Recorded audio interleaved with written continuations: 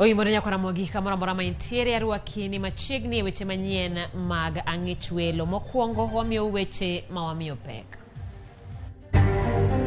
Jaduong' miwa way forward ko chakore wuok tich kadhi watim nango kech bilni emanyo miyo wano konye wang'anyo wakwede yo mora mora gini rach wakedo rach mar adier. Luoro koro nitie ni pek mar ngima dhi medore bang' doho mamalo wito oko okum ma yande doho keto ne chik mar omenda ma higa 2023. Yale maongelewa mtakuwa nayo, pasiwe na mambo ya kibinafsi, yawe ni mambo ya kufufua uchumi. Let these deaths and injuries inspire us to do everything we can to make sure that this country lives up to the expectations of our citizens. Kweth mar Kenya Kwanza koro wacho ni twak e kind jatend piny William Ruto kod ogaye mar Azimio Raila Odinga obed mano mar konyo Uganda ka Azimio chako ayanga choko omenda mar konyo joma nyocha ohinyore e ng'anyo. Stima zilipotea.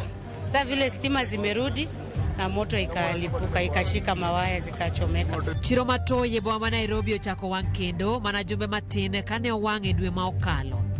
Penjo eni to en ang'o makelo masirani?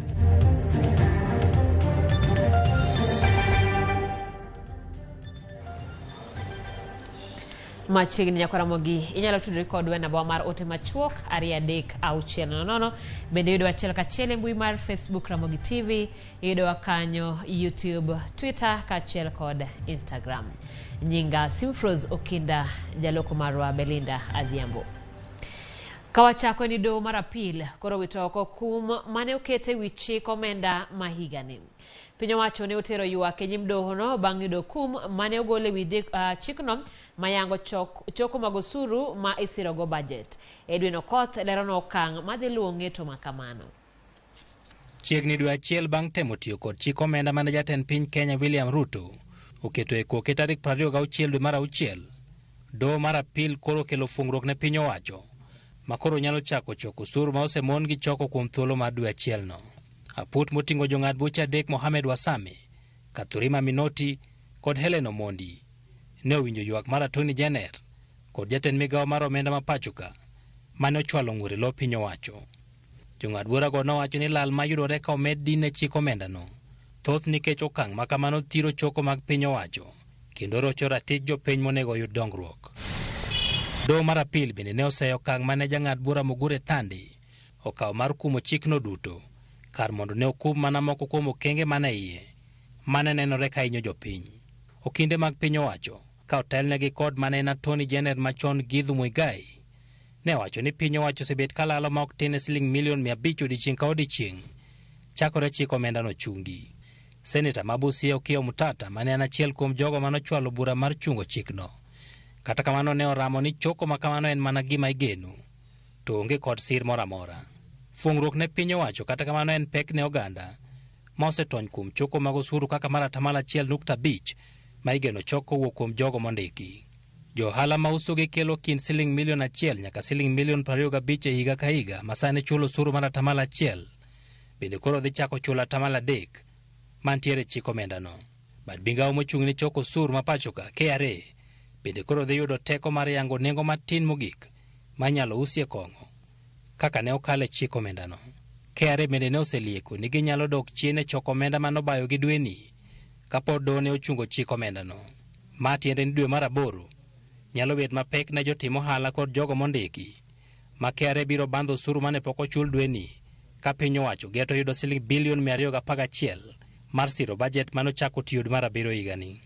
Doho kata kamano pok owuoyo e wi okang' mar medo osuru e nengo mag modhi nyamburko mane otim kata bang' doho ne ochungo chikno.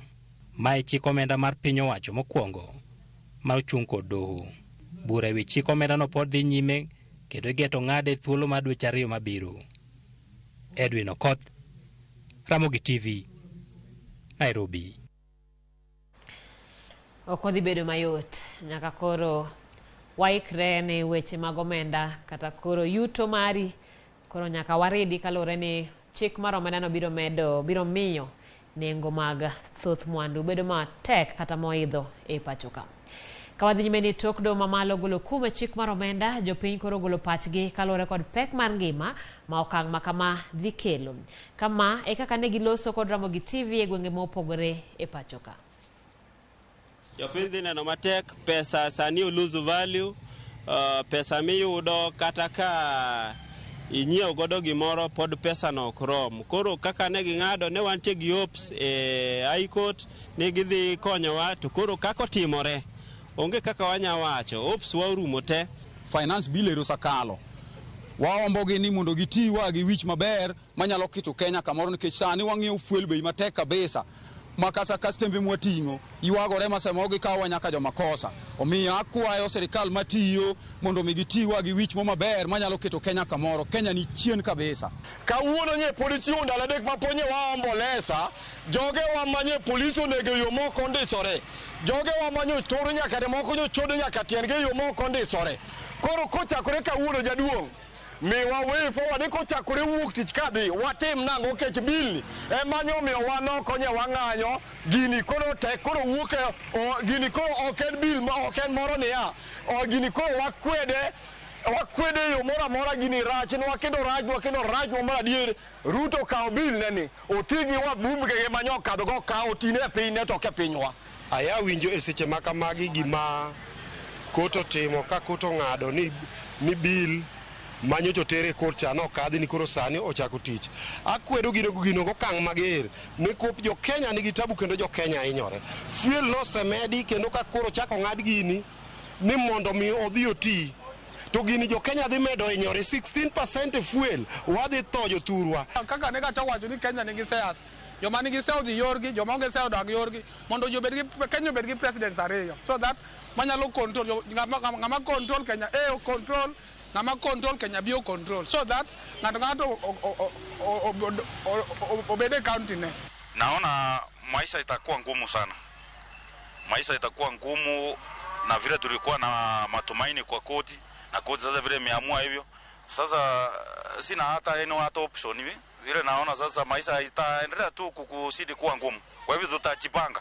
Wamefanya visivyo kulingana na Wakenya wengi ambavyo walikuwa wanatarajia. Kwa hivyo ni waambie Wakenya kwamba gari liko kwenye mteremko, funga mkanda na lilaenda bila hata breki. Kwa hivyo hali ya uchumi itakuwa mbaya zaidi, matozo yatakuwa ya juu na ni kuumia kwa mwananchi wa kawaida. Hakuna kitu ambayo serikali ya Kenya Kwanza inapochukua mbele ambacho mahakama itasema ra. So kwa hiyo nile nazo kuomba kwamba mahakama ambayo tulikuwa tunaitegemea hapo awali ni ile ya Maraga ya mwaka huu kupitisha hii finance bill inaonyesha kwamba mahakama yetu sahihi inafuata ambacho inachoambiwa na serikali.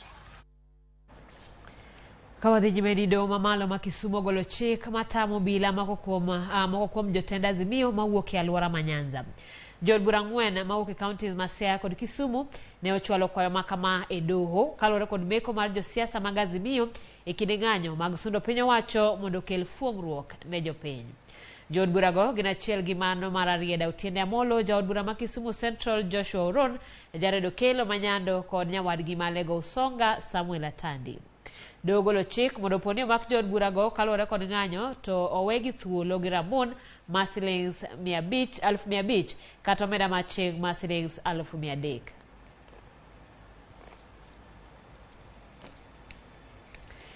Weche mag oganda jo Kenya ne opong'o alap ma City Stadium buore Nairobi mar temo hapgi e do thuolo mag tije mane olandi kod Ted County ma Nairobi. Ted County nolando thuolo 3,000 mag tije mag bedo apisas e migaono kendo ji 62,000 noro e migaono kendo ji 62,000 noro kwayo. Kata kamano mana ji 4,000 ema nochopo mondo dadhogi kawuono ka gin gi geno mar yudo tich e county kaka apisas marita alwora. Kalore kod bod mochung'ne ndiko jotije county ni, kwan ji mathoth mane oro boke maggi en ranyisi mar nok mar tije ne oganda e pachoka.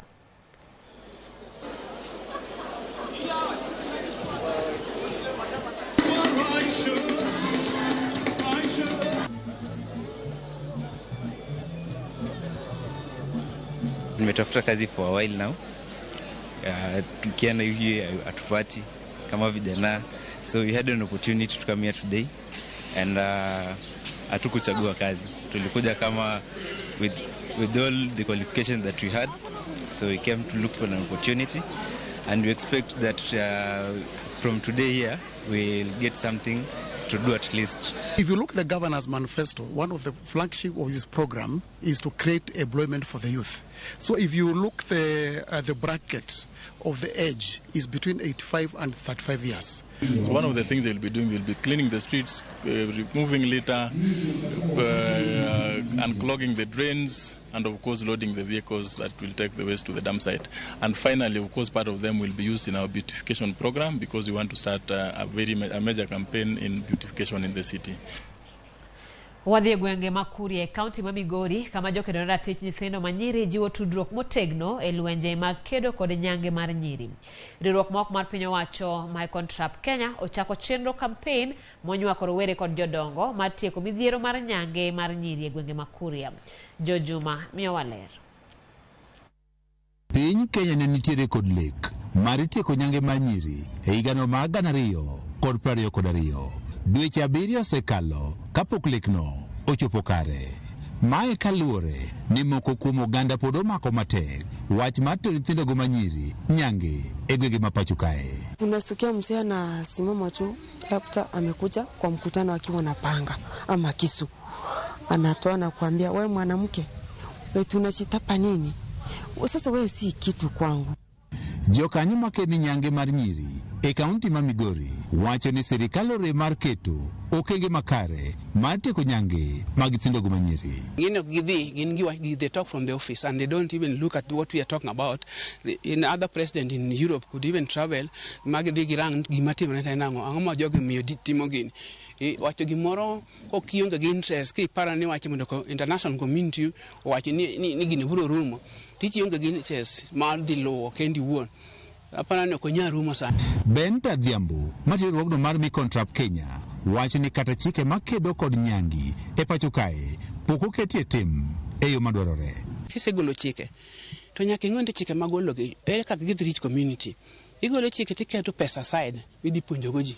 Koro ka en chike migolo to winjo parliament mung'e to kosebiro kode to mi administration use kaka tool to harass the community. Imaki to konyisi ni inikia kata chike no bole Nairobi parliament. Jokanyogo nyiso geno mar tieko nyange nyiri e alwora mar Kuria ka gijiwo tudruok e kind sirikal, piny owacho kod jotelo mamoko e kind oganda. Ingawa kuna wale ambao bado, lakini hiyo tunaona zimebaki katika jamii. Ukiangalia kama Bugumbe sasa hivi vitu kama hizo zimeanza kurudi nyuma. Riwruogno mar My Contract Kenya ochako kampeni machon e gwenge ma Kuria. Kitu ambacho nasababisha FGM isiishe Kuria ni watu kutopata mafunzo kamili. Lakini tukipata hili shirika kama vile limejitokeza hivi, lienee kila sehemu mara kwa mara, hiyo itakuwa ni faida kubwa na watu, hiyo FGM itaisha Kuria kabisa. Gigeto rowere manyiri, jomachuo, jodongo kod jonyuol e gwenge ma Kuria. I do sit with my fellow girls and talk to them so that they cannot undergo, so that we can be the coming generation which has not yet undergone the female genital mutilation. Eromo makawuono ne giporo wach e yore ma inyalo tiekgo nyange ohinga mapod gikaloe e kind chenro mamoko. Kwa sababu nakuta msichana akikataa hata pitia ukeketaji, anaambiwa si hautasomeshwa, anapewa stigma na jamii, pia familia inaanza kumsumbua. Kwa hivyo tunaomba kwamba hizo ni vitu ambazo zilipitwa na wakati, waachane nazo. Rowere manyiri kaachiel kod machuo oketi okang' manyime mar puonjo jowetegi rach mar nyange e kind nyithindo manyiri. As a girl, I can be against it, but when my mom or my grandma comes up about it, then I have to undergo it, because I won't stay with her in the same house at the same time because she's against me. Nyange mar nyiri tudo kod midhiero mathoth ma oting'o dok piny e weche mag somo kuom rawere mathoth gidonjo e keny moiw tok nyange kaachiel kod kata tuo mar fistula mabiro kawe kod diny mar dhonyodo. Msichana huwa ametolewa kiungo maalum ambacho baadaye huja kusababisha fistula ambayo ni shida nyingi sana katika hii eneo letu la Kuria.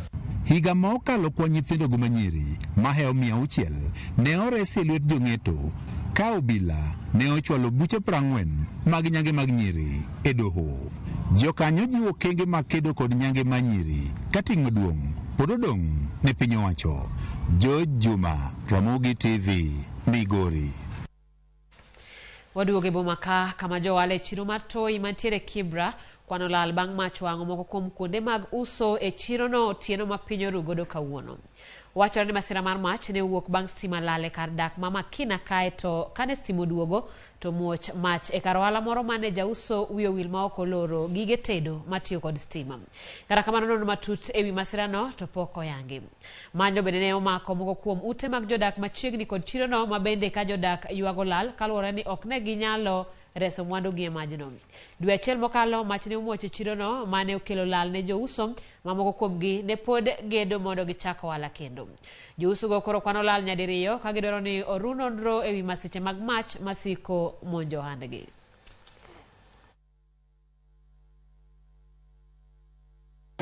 Moto tumeambiwa imeanza kuanzia stima zilipotea. Sasa vile stima zimerudi na moto ikalipuka, ikashika mawaya zikachomeka. Kwa jirani nimeathirika vibaya sana. Kila kitu yangu kwa hoteli pale imechomeka, niko na hoteli. Kila kitu imechomeka. Hao wote ni waathiriwa kwa sababu wote hapo ndo mali wanakula. Nakadiria hasara kama around 500 to 600,000 kwa sababu vitu zimechomeka, chakula, viti, mavyombo, kila kitu. Hakuna kitu tumeweza kuokoa, nyumba yote, fridge, yani kila kitu imechomekewa. Hapo sasa mimi hata mimi kukimbia kwa nyumba yangu akutana moto kwa mlango. Hata mama watoto alikuwa ndani akipika chakula. Pia naye nilikutana naye kwa mlango. Hakuna kitu limeshikwa kwa hiyo kitu, kwa hiyo nyumba. Hivi ninavaa nguo zangu hivi ndio niko hivyo. Watu wale wanapika chips, wakishapika wakati blackout ilienda hawakuzima vitu zao, so hiyo ndio imeanzisha moto. So we cannot blame Kenya Power. Kitu ingine tunashukuru sana wazima moto, wameweza kufika haraka, wameweza kuokoa at least. Leo watu wa Kibra Makina tumeona at least watu wa zima moto wamerespond haraka sana. So moto imeanzia tu hapa. Hata leo sikufungua, lakini nimekuja nikapigiwa simu nikaambiwa kibanda inachomeka. Mimi kukimbia kukuja nikapata kila kitu. Hakuna kitu nimeokoa. Nimepata kila kitu. Kimechomeka. Nimepata hasara kubwa sana hapo.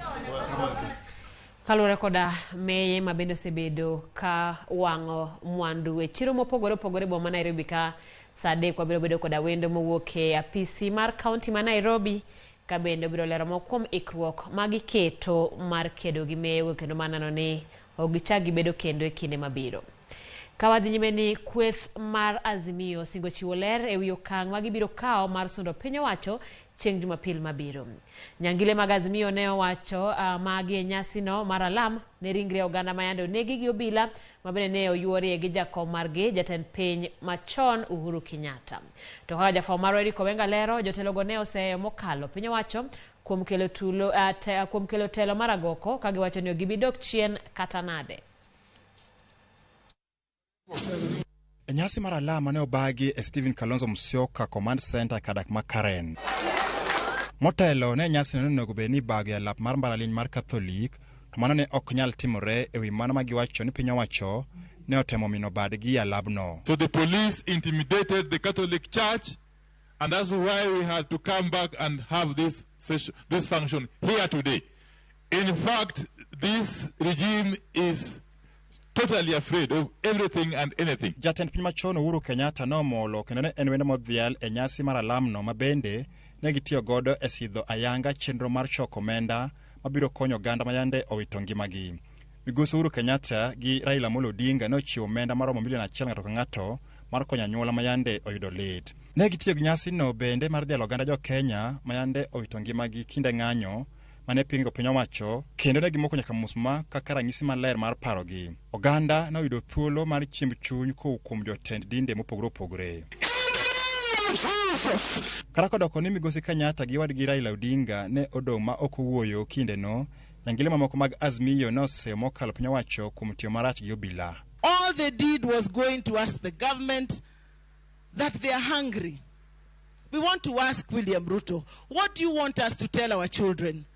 Watoto wetu wanatuuliza, mama, leo tutakula nini? And in the book of Matthew 5:4, the Bible says that blessed are those who mourn, for the Lord shall comfort them. And I can tell you, for our fallen soldiers, the only mistake you did to deserve being killed, the only mistake you did to deserve being maimed, the only mistake you did to deserve being in prison was to fight for your right. We are here to celebrate the lives of the brave Kenyans who came out to express themselves, and their lives were ended. Let these deaths and injuries inspire us to do everything we can to make sure that this country lives up to the expectations of our citizens. Azimio lero ni kata kodoko ni piny owacho temo duoko jo Kenya chien e kinde telo mar agoko gi ang'enge to gibiyie ka gisingo dhi nyime gi kedo maneno ni Kenya oyudo lokruok mowinjore. And we promise to pursue justice wherever. We pray that those nursing injuries and pain in hospitals and homes across Kenya will pull through. They have to pull through for the sake of our country. We brought a new constitution so that we stop the police force and turn it into a police service. Under Article 244 of our constitution, the police are supposed to be a service. They are supposed to look after the people, not to terrorize the people of Kenya.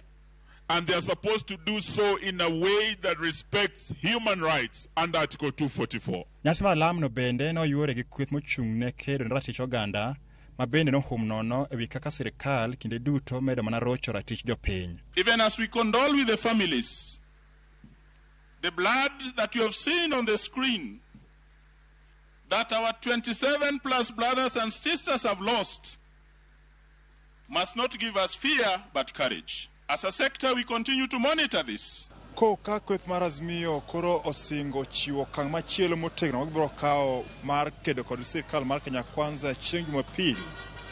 Eric Owenga, Ramogi TV, Nairobi. Ikineno jod bura par mag Azimio bende olimo joma ne ohinyore ng'anyo ma pod yudo thieth e osuptal mar Jaramogi Teaching and Referral manitiere boma ma Kisumu. Bang'e to jotelogo obago lamo ne joma ne owito ngimagi kod joma ne ohinyore e ng'anyo mag Azimio mane otimore e kaunti ma Kisumu. Lamo ma kamano dhi mbele e alwora mar od thiedhno. Achiel jotelogo kod jopiny medo seyo bila kuom tiyo gi teko mang'eny e ng'anyo. Bende giseyo jagoro e migawo mar arita kuom rem chopo nonro mar chal mar jong'anyo mane ohinyore Kisumu.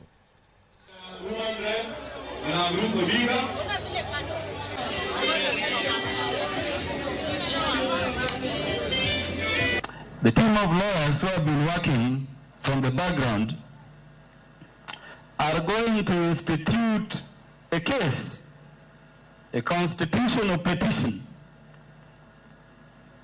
in the High Court of Kenya in the name of each and every person killed by police and each and every person maimed or hurt by police still hospitalized. And we are praying that those who have not died may be healed. And for this, on behalf of the MPs present, lest I forget, let me also thank the management of this hospital and hospitals across the country for the work you are doing. The Kenya Kwanza members of parliament could not bear to listen to the truth. So they sabotaged it and parliament ended prematurely because they do not want Kenyans to hear these things. I want to tell you this. Some people have said that there might be militia. From what we have seen and heard, it is possible that there are militia who are deployed to Kisumu. Tawadwani wawachne wabunge.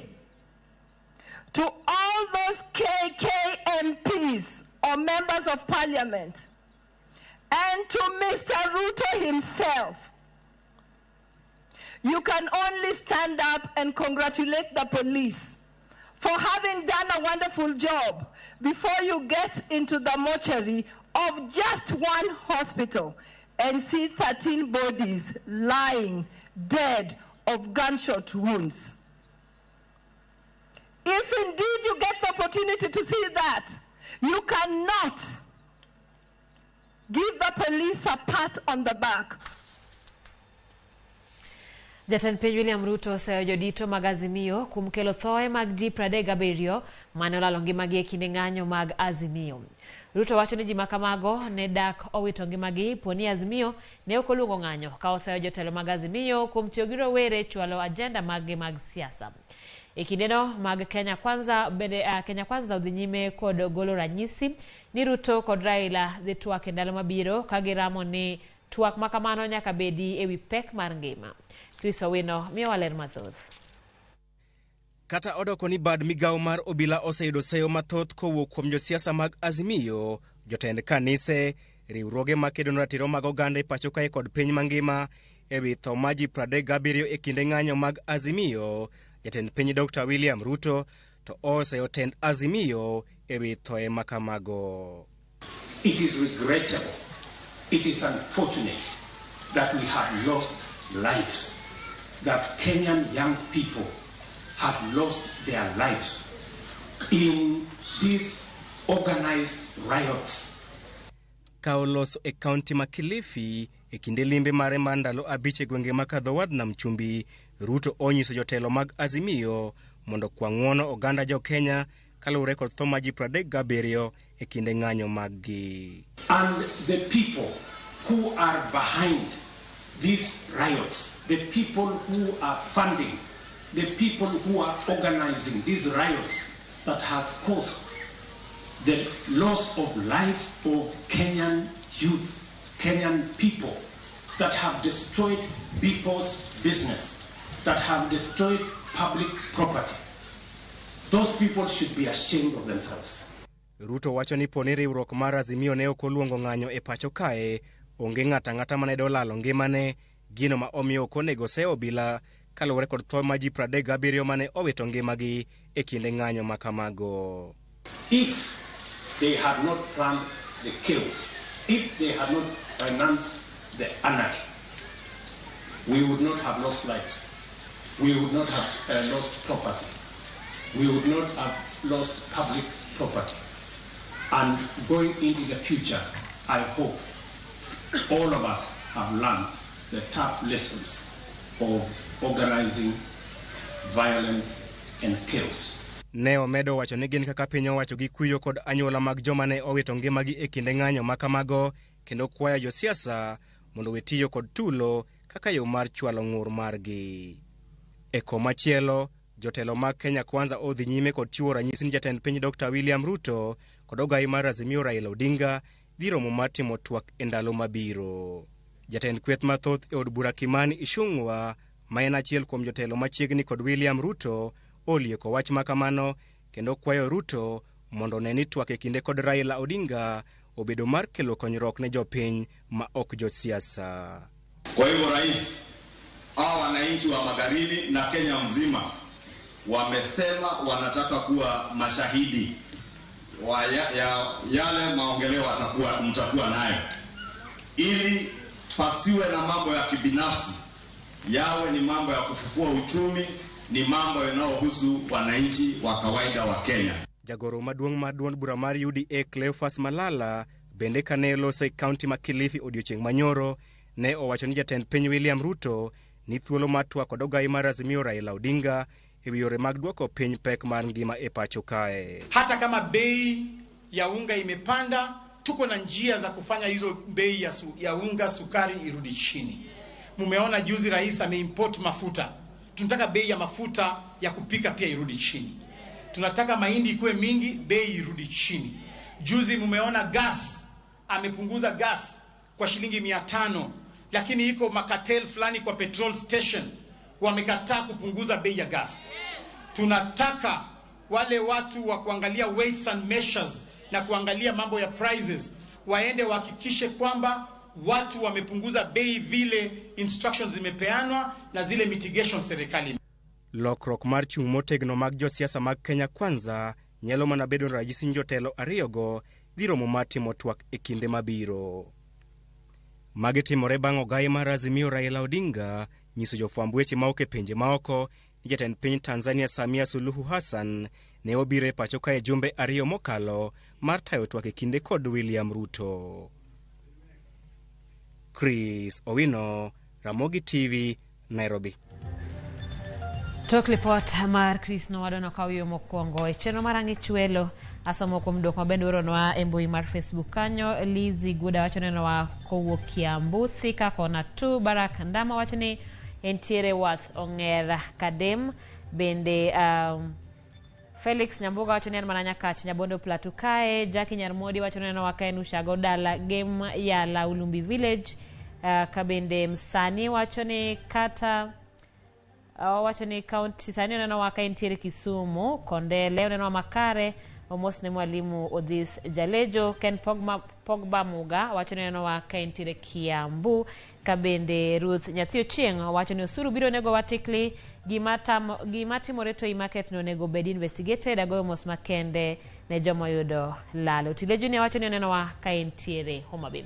Nyaka Ramogi pod aduogi weche mathoth kik idhi mabor.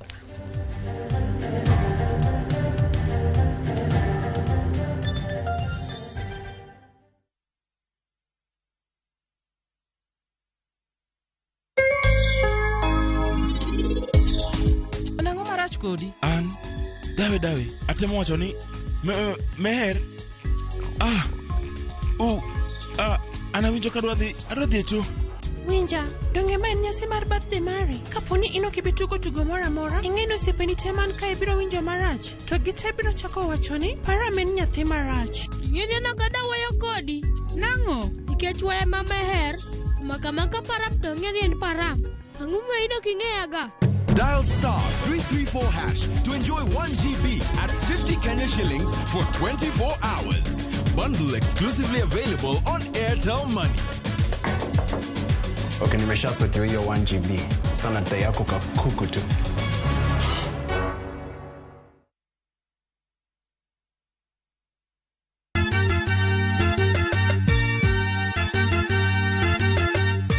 Wabiro kelo pak e nying Jehova. Hallelujah, male, wamiyo Nyasaye. Ma en Nyasaye manyiso luor.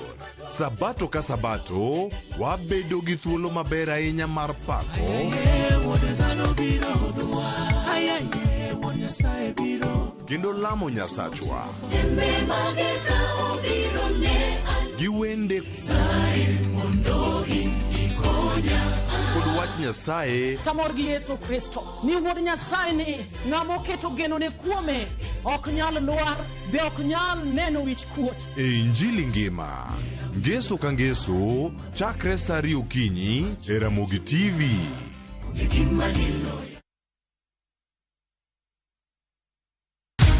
Many have been lured into jobs abroad, only to end up in perpetual suffering. I met this girl by the roadside.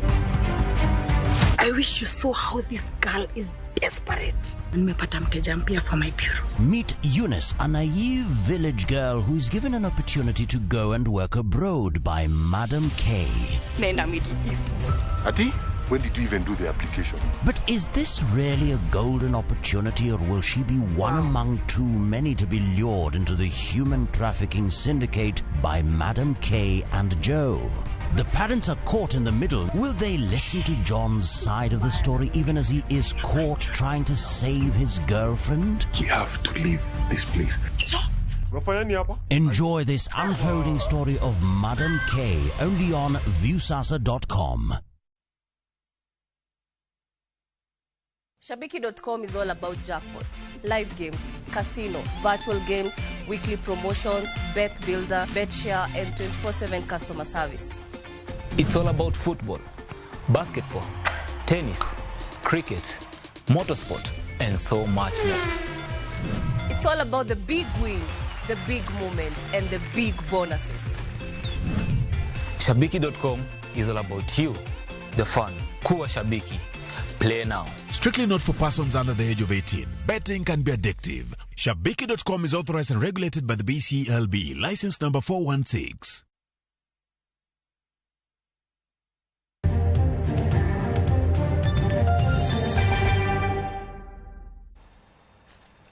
Machiegni kero nyaka Ramogi, anyuola mar Morris Ogeta nobagone lamo e nyasi mar rwake pacho tok midhiero mane okale juma mokalo.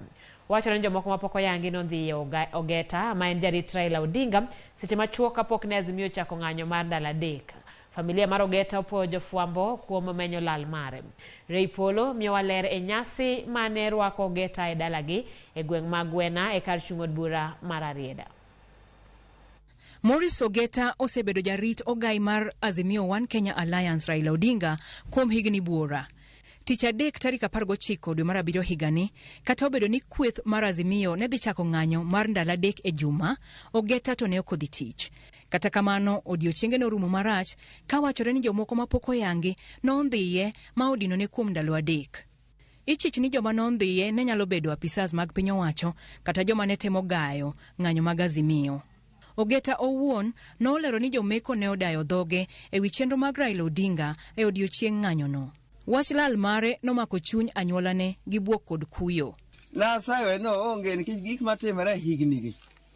Koketie but ang'e mano sayo jowadwa na ywak madwatho. Nobody has been sleeping since Morris disappeared from our vicinity. Kane ochopo tarik 22 dwe mar 7, Ogeta noyudi ka wacho ni joma ne omake notweyo wang'e kendo nojwang'e e alwora ma Utawala e boma ma Nairobi. E kinde no, gache bende ne okethi. Ndalo 5 tok kane oyude, anyuola Morris Ogeta norwake pacho gi lamo makende, ka gimor kuom yude ka ongima. Shadrach, Meshach and Abednego, modogo chuo kendo gi Daniel e burs boche. Otimo ng'wono magikone wadog waneno wuodwa. Wamor kendo erokamano wanyalo go ne jogo duto manochung' kod lamo, to moloyo ne jo press. Wago erokamano kabisa nikech un emomiyo mae dundo winjo oko. Dine onge un, seche moko dine ok ong'e lit mawinjo. Achiel kachiel ne gimose kod hera e nyasi mane ochakore e kanisa mar Anglican ma St. Philip's Komolo e kar chung' od bura mar Arieda. All Kenyans mong'eya gi ma ok ong'eya mano winjo gima notimre ne lemona. Aparo ni lemo gi emomiyo aduogo kae ka pod anyalo wuoyo kendo pod awuotho ema pod omiya ngima. Gikila gitimre ga ok atin, an gi higni 53. Asewinjogi, asenenogi. Ma mondo aduogo kae ni aduogo wacho wachni en hera mar Nyasaye. Familia mar Ogeta opwoyo jofwambo kuom menyo wach lal mare ka gilero ni mano ne nyalo sundo sirikal mondo ne ni oyude. Samor gi jofwambo jowadwa mano bide dalana magoye koko ma piny owinjo. Apane ukonya maduong' maloyo. Aduoko nero kamano nyadi ng'eny. Nyasi go nochwal nyaka e dala gi Ogeta e gweng' ma Gwena ka giduto ne gimor bedo kanyakla kendo. Ray Polo, Ramogi TV. Erokamano Ray Polo kuom lipodno. Dereba mawachore ne oting'o jogo maitudo kod nek mar nyadendi Sharon Otieno e bura ma omako manen gavana ma Migori Okoth Obado kawuono ne odhi mbele kod chiwo neno. Okinde ma gavana no machon ne oketo Jackson Gombe kama tek kama bende ne olieki ni neno mare ne en mane opimne kod obila mag okwach kich. Okindego Roger Sagana to kod Kioko Kilo 10 ne owacho ni Gombe ne ochiwo neno ma miriambo kamago mane ondiko kod mane owacho e doho opogore. Burano omako Obado kachiel kod ji mamoko 2.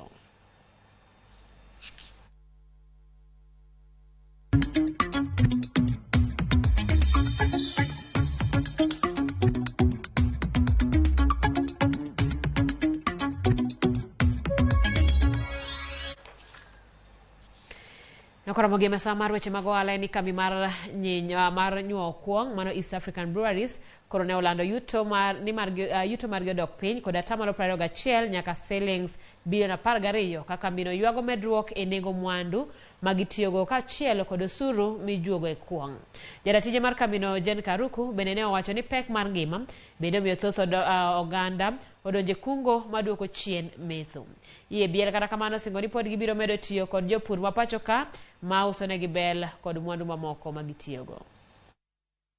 We had the worst drought in a very, very long time. I think I saw it written somewhere that over the last 10 years, it was the worst drought. So we saw our grain inputs, sorghum and barley, go up in price by 31%. Logistics costs driven by petrol and other factors grew by 14%. Electricity, I think, went up by 40%. And we are such a heavy consumer of power in the business. And then neutral spirit, if you think about spirits, we use something we call ethanol or ENS, or grade neutral spirit. It went up by 61%. So imagine these COGS. So I talked about excise increase being very heavy in F23. I talked about drought. And then it's superlaid by all these costs of inputs. And there is one more which is not here, which was the cost of glass. We saw Kenya put an excise tax on glass at the rate of 25%. So I'll describe the costs side of the business as a very, very big storm that really hit us, and we were not able to cover a lot of these costs with our pricing. Piny Kenya kachiel kod piny Uganda oketo kokgi winjruok mabiro riwo kanyakla biro riwore kanyakla to chutho e wuoth gach reru manyasani mane SGR kowuok e pacho ka nyaka piny Uganda kaka achiel mar kelo gi kanyakla korka weche mag ohala. Jatend migawo mar wuoth e pacho ka Kipchumba Murkomen kachiel kod nyawadgi ma Uganda General Edward Wanmala jokoni giduto gimanyo jogo mabiro chung'ne chenrono ma igeno ni biro chakore giko higani ka omuom oyudore. Gikoni gedo mar reruno bende gedo tudogi kod pinje mamoko mag libamba kaka Congo, Rwanda kod Sudan ma milambo. Okang' makama bende gikoni biro konyo e bero weche mag limbe, ohala gi winjruok makare. Agreed as the two countries that we shall work together to raise resources for construction of SGR from Mombasa to Kampala. The plan is to leverage on our strategic benefit and that comes with the SGR, and to convince the investors and development partners who would like to support this project that there is greater benefit when the SGR goes all the way to Kampala. We think it's a worthwhile project, and for those who are potential funders out there, I would think this is you should pick the tab really. Much as we are pursuing the standard gauge, we can't forget the meter gauge, which has served us for some time. Of course, we had challenges between both Kenya and Uganda when we concessioned that facility, and it was run down on both sides of the borders. But now it's up and running, and we are going to ensure that it runs also to facilitate the construction of the standard gauge.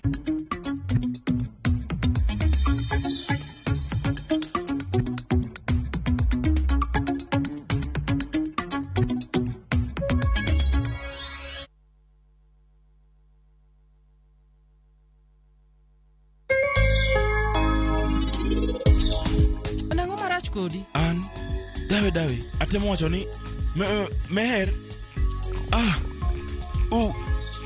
anawinjo ka adwa dhi cho.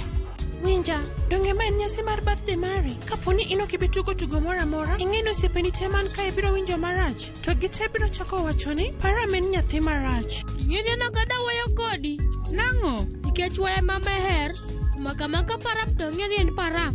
Ang'o ma ino king'eyaga? Dial *334# to enjoy 1 GB at 50 Kenya shillings for 24 hours. Bundle exclusively available on Airtel Money. Okay, nimeshasetiwa hiyo 1 GB. Sana data yako kakuku tu.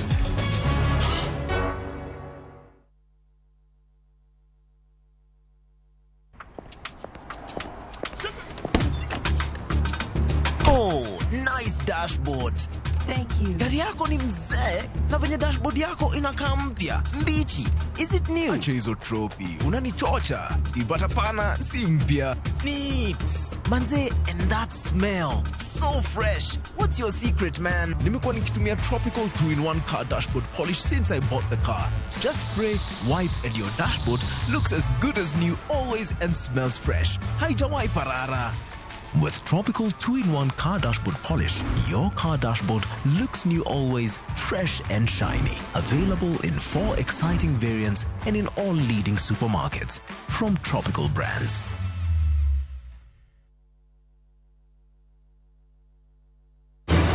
Apostle Julius Subi invites you to the Heavens Fire Prayer Summit. Supernatural power. The summit will be held at the Nyayo National Stadium from the 1st to 6th of August 2023. Guest ministers: Prophetess Cindy Jacobs from USA, Pastor Robert Kayanja, Uganda, Apostle John Kimani William, Kenya, Archbishop Harrison K. Nganga, Prophetess Francina Norman. Remember, the dates are from 1st to 6th of August 2023 at the Nyayo National Stadium. This is an annual convergence of God's army. For more information, call 0757 223233.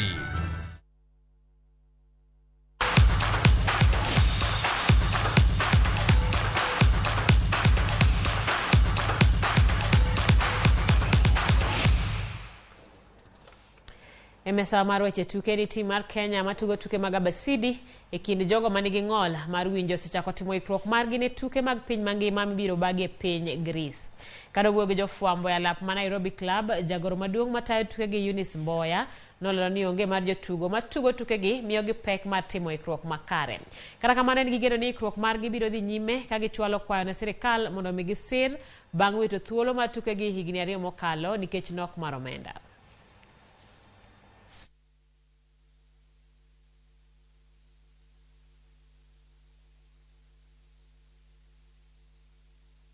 We hope that maybe our team can also go. And like last year, again, the team prepared, but they failed. Now, for the 3rd time, we are praying and we are hopeful that this team now are strong enough. But do we have the capacity? No. We hope and believe that we can ask the government, please consider this team to fly to Greece to represent Team Kenya so that we promote their standard from local